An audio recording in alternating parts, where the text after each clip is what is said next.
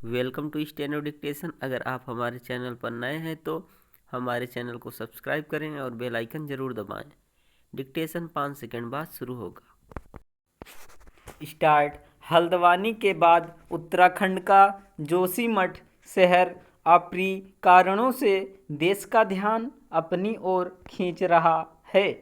चीन की सीमा से लगे चमोली जिले का जोशीमठ किस तरह गंभीर खतरे का सामना कर रहा है, इसका पता इससे चलता है कि भूमि के धंसने और उसके चलते घरों के दरकने के कारण लोगों को अन्यत्र रहने के लिए विवश होना पड़ रहा है। चूँकि घरों में दरारें पड़ने का सिलसिला तेज होता जा रहा है, इसलिए करीब 25,000 की आबादी वाले जोशीमठ के निवासियों की चिंता और दहशत बढ़ती जा रही है।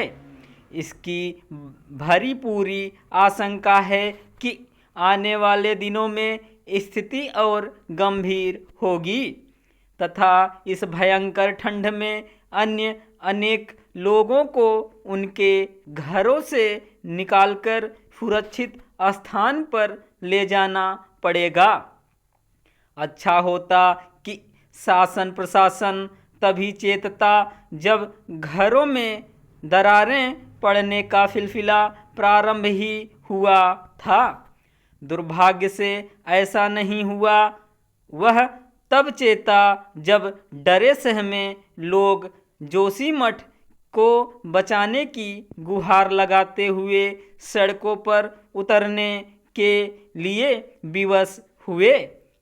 नाजुक भूगर्भीय क्षेत्र में बसा जोशीमठ जिस आसन्न खतरे का सामना कर रहा है, उसका एक कारण उन चेतावनियों की अनदेखी भी है जो बहुत पहले दी गई थीं। इससे संतुष्ट नहीं हुआ जा सकता कि 8 सदस्यीय विशेषज्ञ समिति जोशीमठ शहर का निरीक्षण कर रही है, क्योंकि यह काम बहुत पहले किया जाना चाहिए था। इस देरी के दुष्परिणाम भुगतने पड़ सकते हैं।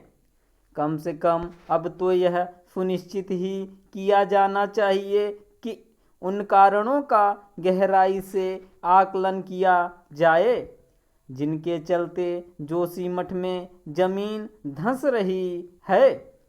इस पहलू पर विशेष ध्यान दिया जाना चाहिए कि कहीं जमीन धंसने का कारण विकास परियोजनाएं और अनियोजित निर्माण तो नहीं है। यह अच्छा हुआ कि राज्य सरकार ने सभी निर्माण कार्यों पर रोक लगा दी, लेकिन यह ध्यान रहे कि पर्वतीय क्षेत्र भी विकास की मांग करते हैं। समस्या यह है कि पर्वतीय क्षेत्र में विकास कार्यों को आगे बढ़ाने के पहले इलाके की संवेदनशील भूगर्भीय स्थिति का पर्याप्त अध्ययन नहीं किया जाता। यदि पर्वतीय क्षेत्रों में संभावित खतरों की अनदेखी की जाएगी तो वैसे ही खतरे का सामना अन्य अनेक पहाड़ी इलाकों को भी करना पड़ सकता है, जैसा जोशीमठ को करना पड़ रहा है। जो भी हो, फिलहाल प्रभावितों को राहत देने के अतिरिक्त बिजली परियोजनाओं के साथ साथ चार धाम परियोजना के भी भूगर्भीय प्रभाव का विस्तार से अध्ययन किया जाना समय की मांग है। जोशीमठ में जो कुछ हो रहा है उससे देश के अन्य पर्वतीय इलाकों को भी सावधान हो जाना चाहिए, क्योंकि जिन कारणों से इस शहर के लिए खतरा पैदा हुआ वे कारण अन्यत्र भी हो सकते हैं। यह भी ध्यान रहे कि अन्य पर्वतीय क्षेत्रों में भी अनियोजित विकास हो रहा है। स्टॉप।